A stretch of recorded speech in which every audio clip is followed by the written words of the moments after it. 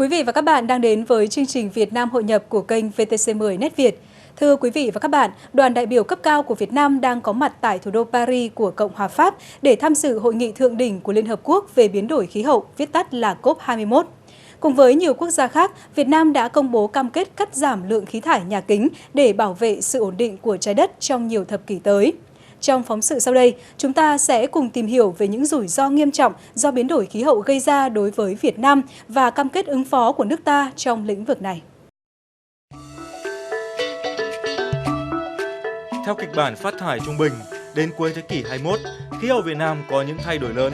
Về nhiệt độ, trung bình tăng từ 2 đến 3 độ C trên phần lớn diện tích cả nước, mà theo các chuyên gia, nhiệt độ tăng lên 1 độ C có thể làm giảm 10% năng suất lúa, giảm 5 đến 20% năng suất các loại cây họ đậu.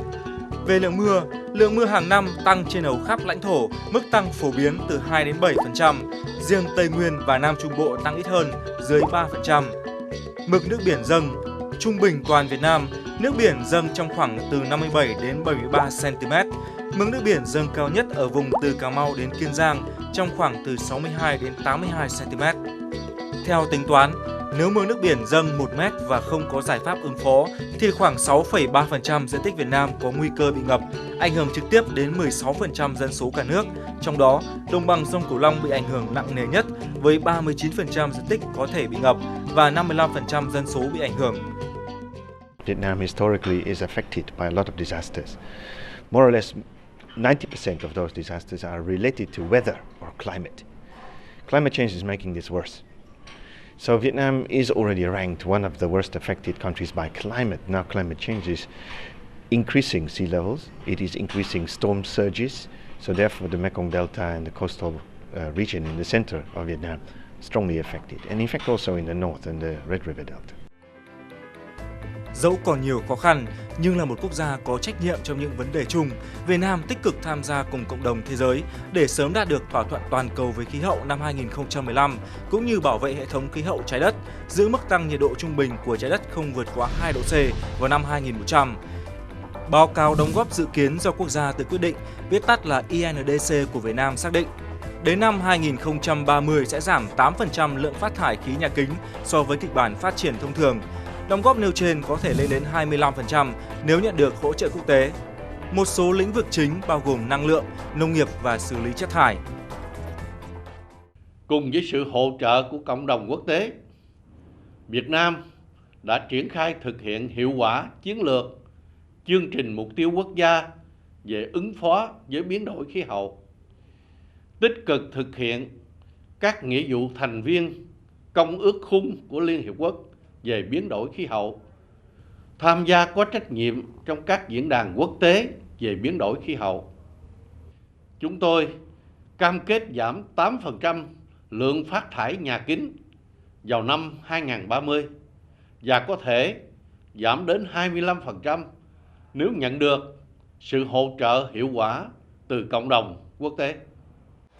Trong những năm qua, các tổ chức quốc tế đã tham gia cùng với Việt Nam xây dựng các chính sách liên quan tới ứng phó với biến đổi khí hậu.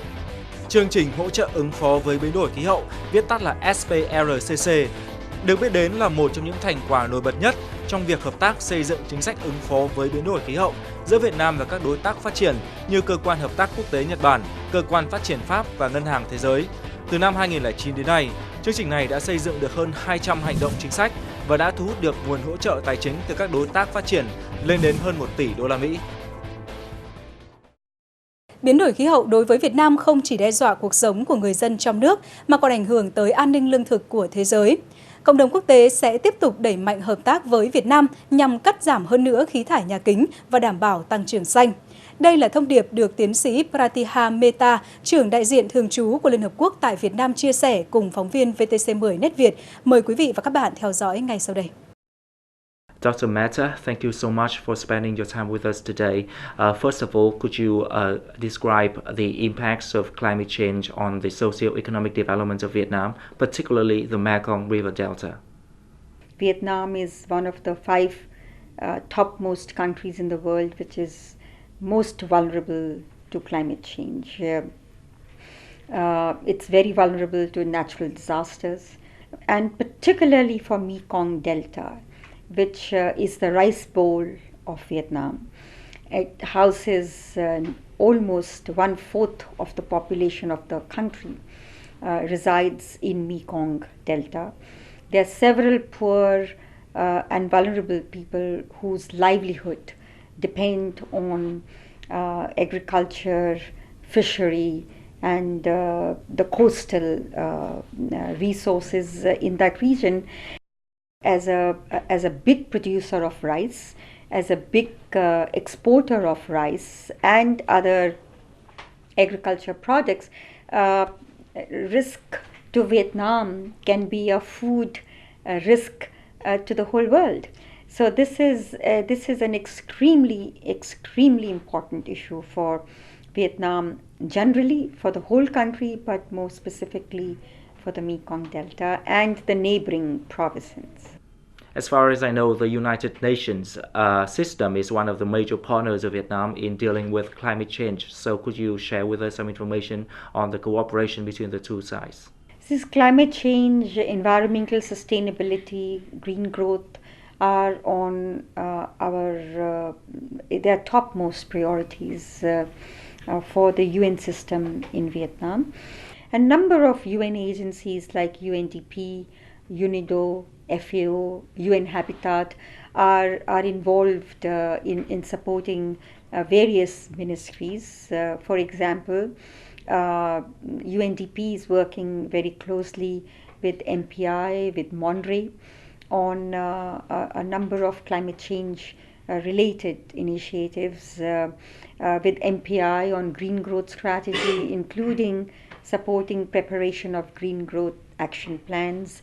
FAO is supporting MAD in smart agriculture and producing with less water. UN Habitat is working very closely with Ministry of Construction and others on climate smart cities, green cities, and greening the urbanization process in Vietnam. And what do you think of the preparation and the commitment of Vietnam for the upcoming COP21 in Paris, especially its commitment to reduce greenhouse gas emission? Vietnam, first of all, it's highly commendable the hard work that has gone in coming up with the report, both the voluntary and the conditional targets. I know that the government has been working on it for nearly over 1 year for sure, and many people have been involved in the process, and I think this is really their hard work that Vietnam has produced their report and submitted the report. Now, temperature is increasing, so we need to cope with that, and so we hope that every 5 years in the meeting they would agree that every 5 years governments can revise their targets, and in that sense the announcement should be seen as just a baseline and should only look upward as a forward-looking agenda. Once again, thank you so much for spending your time with us and providing us with valuable insights.